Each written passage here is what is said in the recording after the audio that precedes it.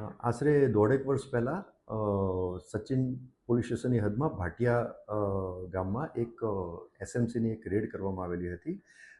એ રેડમાં ઘણા બધા આરોપીઓ જે તે વખતે પકડાયેલા હતા અને એમાંથી એક આરોપી જે તે વખતે એબ્સ્કોન્ડર હતો. એનું નામ છે આકાશ જયંતિભાઈ રાઠોડ. એ મૂળ રહેવાસી છે, ભાટિયા ગામનો છે, નવા મહોલ્લો. અને એનો જે તે વખતે રોલ એવો હતો કે આ જે એસએમસીની રેડ થઈ એ વખતે એ સ્થળ ઉપરથી ભાગી ગયેલો હતો.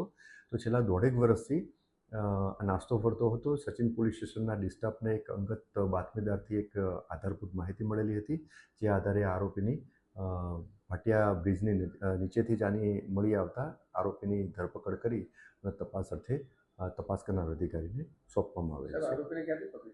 આરોપીને ભાટિયા બ્રિજના નીચેથી પકડી લેવામાં આવેલો છે.